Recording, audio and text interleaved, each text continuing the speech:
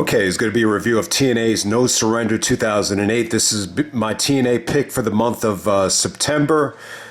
I'm going to try the hustle to get this up before the month of September is over. I don't like, uploading classic videos unless it's, the same month that it traditionally is held in. But hey, man, this is September 14th, 2008 from Oshawa. I'm sure I'm saying it wrong.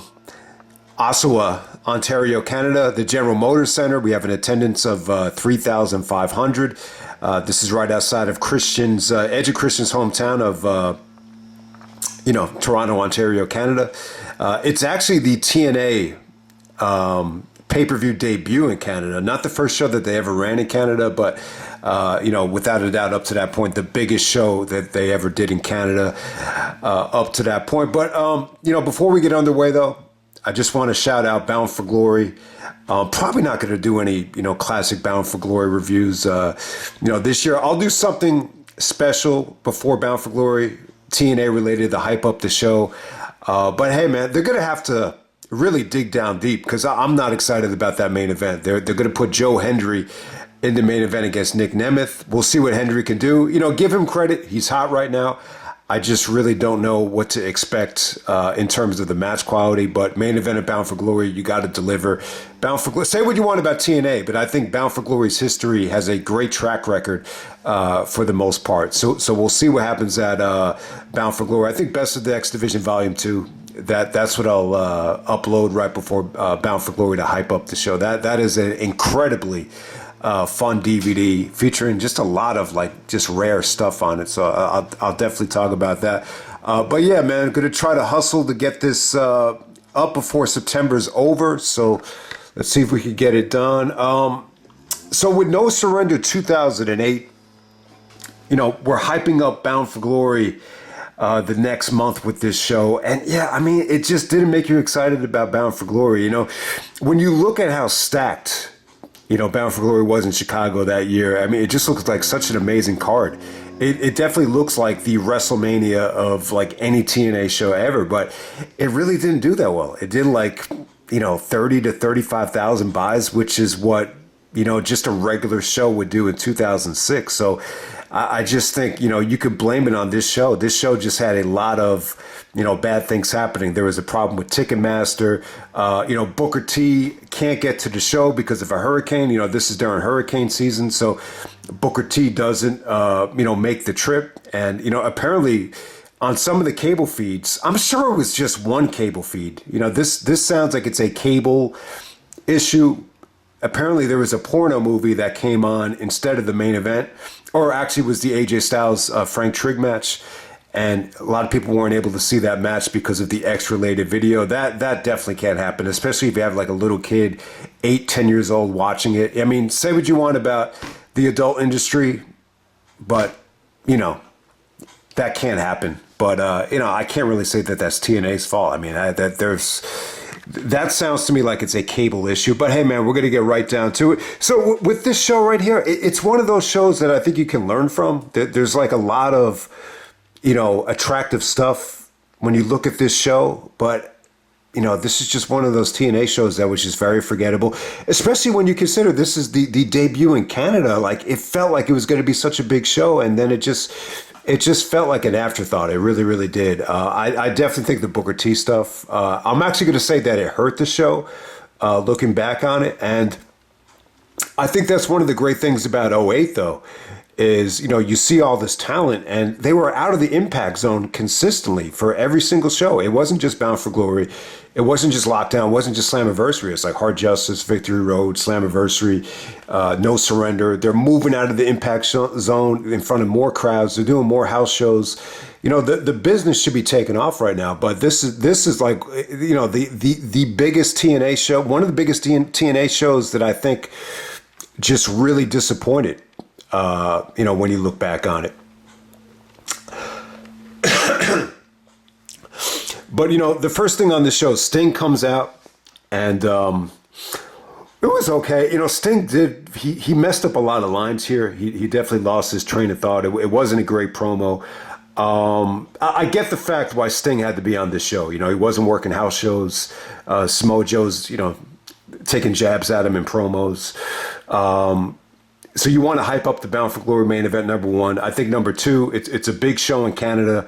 I think just advertising that Sting is going to be on the show, will add some extra ticket sales, even though he's not going to wrestle. The reason he didn't want to wrestle here is they didn't want to take away from the Bound for Glory main event, which actually is smart. I think that does make sense. But, when you're there live, it's like, just to see Sting cut a promo, it's a little bit underwhelming, and it's a pay-per-view as well. Now, apparently, so when you watch the DVD back, they actually do state before the show even airs that Booker T's not going to be in the main event because he couldn't make it because of the hurricane. But it's funny, though, like apparently the crowd did not know that. And they were actually chanting, "Where is Booker?" or "We want Booker," when the main event starts. So, yeah, that definitely does suck. But yeah, man, let's get right down to it with the actual show. We got Curryman, Shark Boy, and Super Eric teaming up to take on the Rock and Rave infection of Christy, Hemme, my man Jimmy Rave makes a TNA appearance, and Lance Rock, better known as Lance Hoyt. I thought this was fun. I think this is one of those matches, if you don't take it too seriously, it's a lot of fun. What really stole the show here is Daniels as the Curryman and Christy Hemme. They did like a lot of sexuality stuff. Like Daniels wasn't trying to wrestle her. He would actually let Christy put him in a headlock, and then he would just start feeling up against her tits.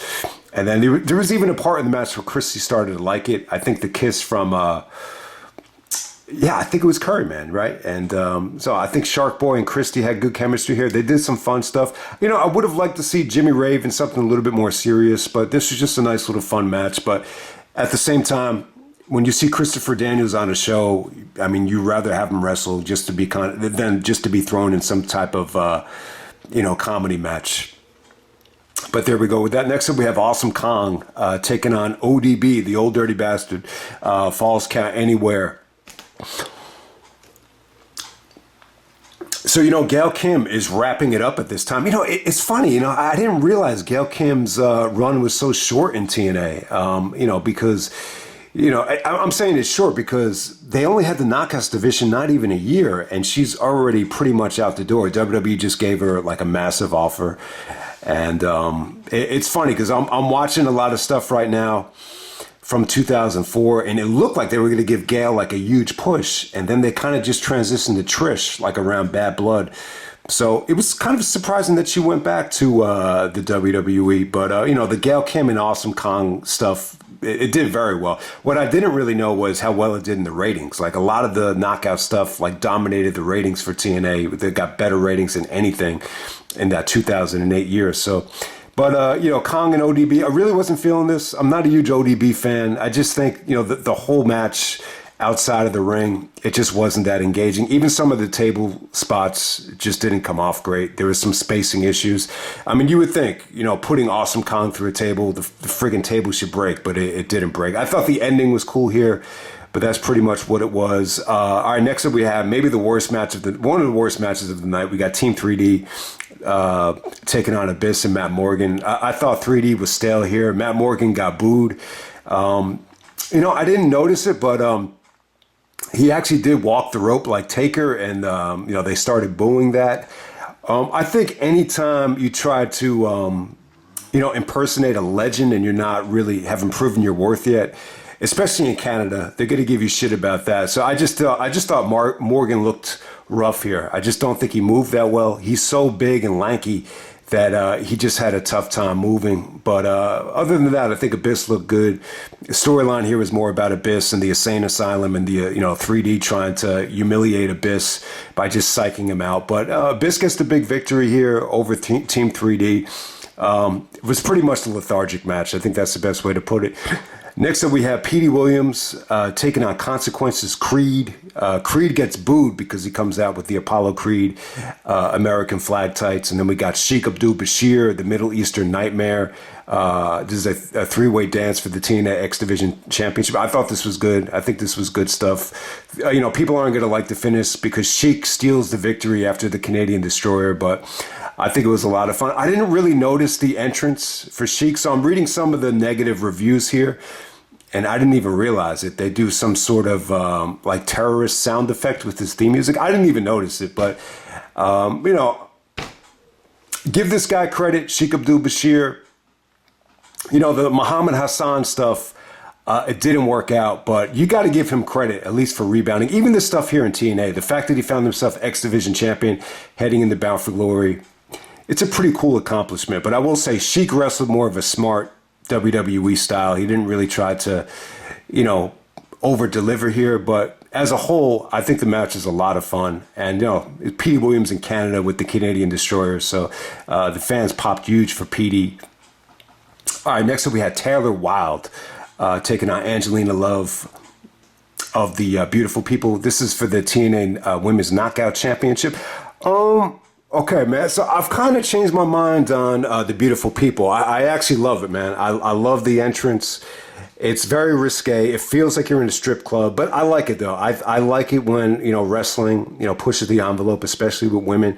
So I love the entrances here from Angelina and Velvet Sky. She had like on that fishnet, what do you say? It's almost like porn level, ring attire right there. But I thought it was cool. I just think it was different. Anytime something is different from the PG era of the WWE, I'll give it a thumbs up. Taylor Wilde is actually from Canada here. I mean, she was a solid wrestler, but, I think the match as a whole, it was just lacking a lot here. Once this started, I said, man, I think I'm going to like this. I thought the strikes were good. I thought you had two, athletic, hot females out there. And then all of a sudden, I just lost interest. They just lost me throughout it. And I think the Rhino stuff, along with the Billy Gunn stuff, just played into the finish, and I just couldn't get into it. But Taylor Wilde goes over with the Northern Light suplex over Angelina Love. I got to say, another disappointing match from Angelina Love. As much as I wanted to like this, I just couldn't get into it. Next up, we got Sonjay taking on Jay Lethal. This is the Ladder of Love match to be engaged to SoCal Val.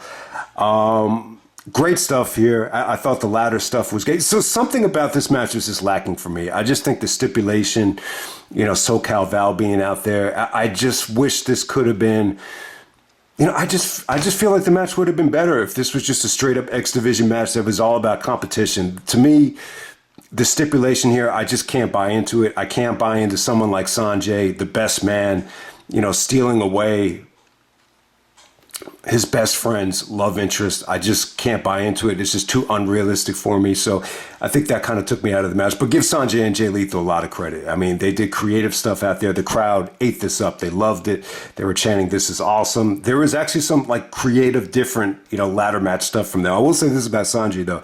He kind of had like that Rick Rude juice. Like his body looked like Rick Rude out there. You could see pimples on his back. So, I like Sonjay as a wrestler. Him and Jay Lethal, they're still together. The fuse that they hit with Jeff Jarrett. So, the swerve is kind of wacky, though. I didn't like the finish. So SoCal actually saves Jay Lethal from getting all tangled up. And then she, gives Lethal the low blow and Sonjay wins and she starts making out with Sonjay. I just couldn't buy into it. But hey, man, if you want to argue to me that Sonjay and Jay, they needed, some type of storyline to make people more interested than just being two generic X Division guys.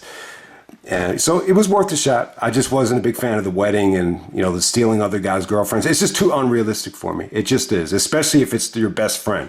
I mean, I've been in situations before where I've asked girls out that already had boyfriends, but the difference is I didn't know who the boyfriend was. So why should I care about hurting them? But in this situation, it's just too unrealistic for me, man. It just really is. But, thumbs up to the ladder match. I thought it was dope as hell. Definitely, in my opinion, the second best match of the night. I actually think the main event is the best match of the night, even though it's a little bit disappointing. But we're going to move right along. We got Beer Money taking on the LAX of Hernandez and Homicide for the TNA Tag Team titles. So this was a little bit short. I just feel like this was a little bit rushed. They did mention that James Storm spent the night in the hospital, so that might explain it. But there were some rough camera angles here. The camera angle didn't, catch Hernandez's, dive over the ropes, which got a great pop. I wasn't a big fan of the finish. Homicide and Rude had great chemistry, though. They were doing some good stuff. Homicide was about to hit the Gringo Killer. Miss Jackie is out there with Beer Money. And, Jacqueline, she throws powder at Homicide, and, Rude hits Homicide with the Fisherman's Buster. The referee doesn't even see it. He doesn't see the powder. The ring is like full of powder in the air, and you can see on Homicide's face, it looks like someone just threw, baking flour right in his face, and you didn't even get to see it. So kind of a weird ending, but it's a good matchup though. Beer Money LAX. Anytime they're on the marquee, I think the tag division was in good hands. All right, next up we have AJ Styles taking on Frank Trigg in a mixed martial arts match. So, I think most people should remember Frank Trigg. Him and Kurt Angle started hanging out together. They actually had Frank Trigg do commentary at Lockdown when Angle faced Joe. I've reviewed a lot of the Bloodsport stuff, so I was definitely interested in seeing how this was going to work. I'm glad that they tried it, actually. I'm going to have a different, I don't want to say a hot take, but I actually enjoyed it. I thought it was something different. I think the timing of it was pretty good because, we're getting ready for Bound for Glory. I don't think you really need to have AJ, face somebody. AJ definitely could have been a replacement for Booker T. I think when you look back on it, you could have put a million guys in that spot, but they didn't replace Booker T. But,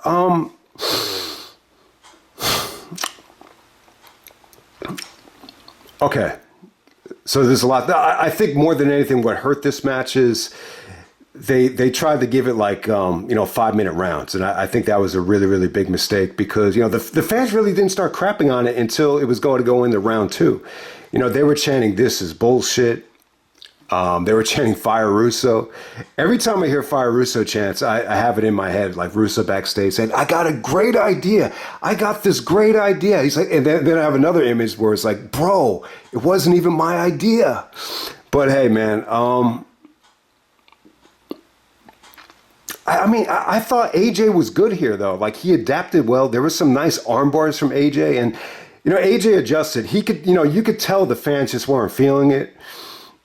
They were chanting, "This is bullshit." And as soon as the second round started, and then AJ just went for strikes. He just went like crazy. He was going for knee strikes. AJ's eye got all swollen too. So he took a nasty shot from Frank Trigg. You couldn't even notice that one, but apparently one of AJ's knee strikes got Frank in the balls, and then they had to stop the match. It just ended in a no contest. So yeah, this got the most criticism of the show, and I'm going to say this. I think it was worth a try.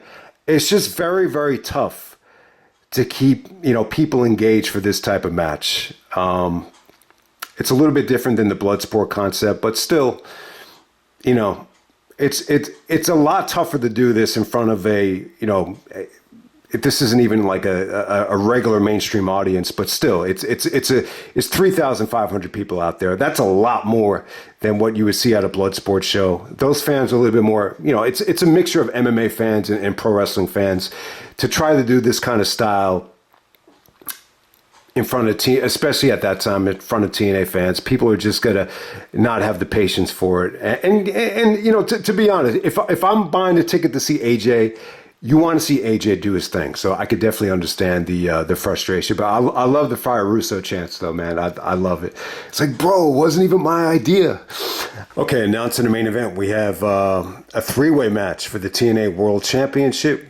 We got Samoa Joe, who's on the cover, actually. This is a show that, I just have no memory of. I don't remember any of the build up to it. I totally forgot Joe was on the cover because the DVD actually was like a 3-pack, and they didn't have, the original covers on the DVD. So yeah, I definitely think this is one of the more forgettable TNA pay-per-views that I could ever remember. But Joe is on the cover, so everybody can see it. We'll put it in the backdrop. He's the champion as a babyface, and he's heading into Bound for Glory to face Sting. He even took some shots at Sting before the match. It's just too predictable. Anytime you're having Sting cut promos on Joe, Joe's cutting promos on Sting, you kind of knew that they were going to go into Bound for Glory with Joe and Sting. So what's the point of even like being invested into this match? But hey, so it's Joe taking on Christian Cage, and Kurt Angle.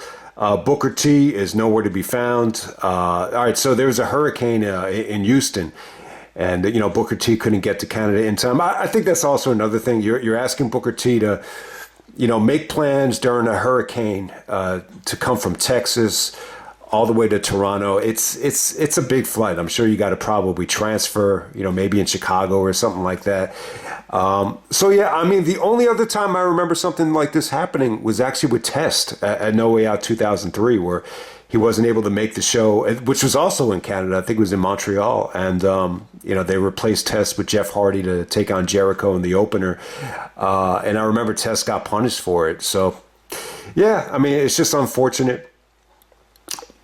The only solution to this is just, make plans to get there early if it's well documented on the news that there's going to be a hurricane.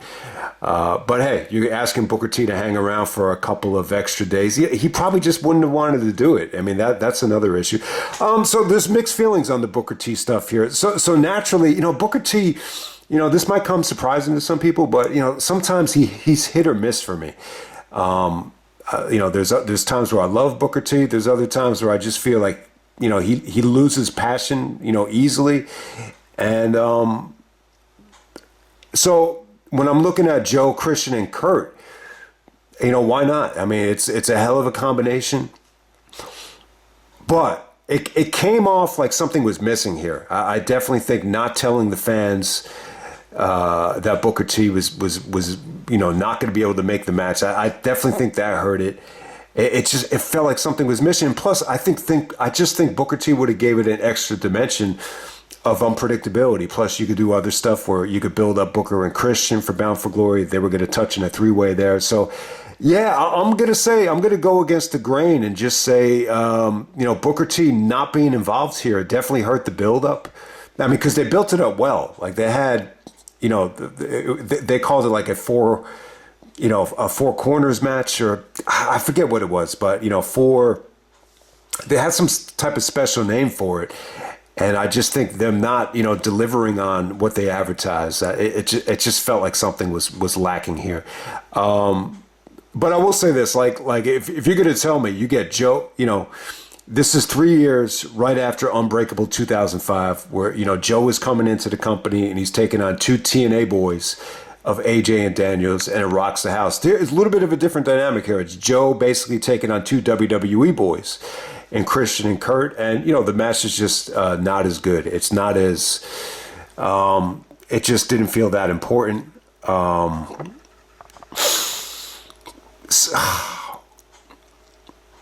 So let's put this into perspective here. Christian is really over. I mean, they're in Ontario. He cut a great promo, just hyping up the match and telling them how special this would be, considering it's right outside of his hometown.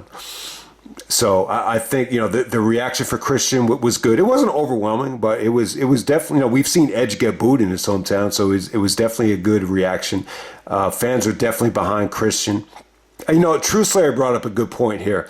He thought that Joe was kind of put in bad spots, while he was champion. So he's clearly a babyface, and it just didn't work as well with Joe as the babyface as a champion. It just didn't. And when you go back to Victory Road, it's Joe taking on Booker T. Booker T's a heel in his hometown of Houston, so the fans cheer for Booker T. Same thing here. You're putting him in Christian's hometown, so the fans are going to cheer for Christian. And Joe is not being protected like he's the champion or the babyface of the company. So, I think that's one of the things that hurt Joe's title reign. And but I think the biggest part of why Joe's reign wasn't that good is I just don't think it was his time. I think Joe's time had passed. And when I look back at this version of Kurt, I think this is a much better version of Kurt than like the middle of 2007. I don't know if anyone else feels the same way.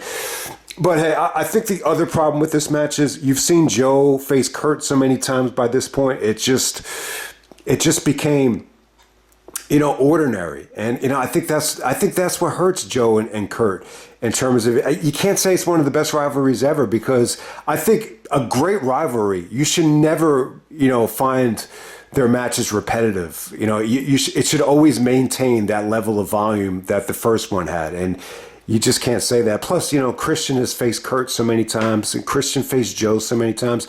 I just think that's another thing. Like, you've seen these guys work together so much. This just felt like a run-of-the-mill TNA main event for just everybody involved. Even Kurt Angle just really didn't seem like he remembered it that well or even cared about, what was going on that well. But I will say this, though. I think the match is good. They definitely didn't phone it in. I thought they delivered some creative spots here. Christian bumped like crazy for Angle here, taking belly to bellies, angle slams over the top rope. They actually did the running belly to belly with Kurt, doing it to Christian, and Joe actually power bombs them off the rope. I thought that was pretty cool. The double ankle lock spot actually came off great. They busted their ass. They really did. Christian took some nasty bumps out there. So what really, hurt this match for people is just the overbooking. I think, Sting coming out in the beginning definitely, took away from the match. Sting and AJ actually came out in the beginning, got into a fight with Joe. So you had that before the match. And then, there's Earl Hebner's doing the refereeing in Canada. So he got some heat here. And, Kurt actually attacks Earl Hebner from making counts. And I think that's what the match had going against it, too. It just felt like it felt uncreative in terms of, way too many, finishers and guys breaking up counts, guys taking the referee and taking him out of the ring. Angle just destroys Earl Hebner, and, he's taking out chairs, and, he's got Joe locked in the ankle lock. That sets the stage for Jarrett to come back. So if this was Jarrett's return, it didn't come off that great. Like, it didn't come off like this was. I would assume Jarrett came back at like Impact before the pay-per-view. I hope he did, because if this was Jeff's return to TNA since 2007, it came off a little bit flat. But bottom line is Jeff takes out Kurt with the guitar shot. So they're building up Jeff and Kurt, for Bound for Glory, which is definitely good. I think that was a good story. I think that was the right move, especially with the way things were going at the time with Kurt, being a little bit undecisive about whether to stay with TNA or go back to WWE. It made for a great story, especially with the X Factor with Karen Angle, which, there's really not a lot of information about at that time. But Karen was actually doing a show called Karen's Angle. She focused on like a lot of soap opera stuff in the storylines, which, I think she was pretty happy with that Jeff gave her that opportunity. But hey, man, Joe retains. I got to say, the crowd reaction towards Joe here was not good. Then once they saw the Muscle Buster coming on Kurt, they started just booing. They just, I think anytime you go to Canada and you're a babyface champion just not living up to expectations, especially in the Toronto area, I think they're definitely going to let you hear it. So, we could dissect and talk about the effort of the match all day long. It was a good effort. Angle was saying that he preferred the three-way because it was just easier to work with Booker T in there. It would have been a little bit tougher to put together.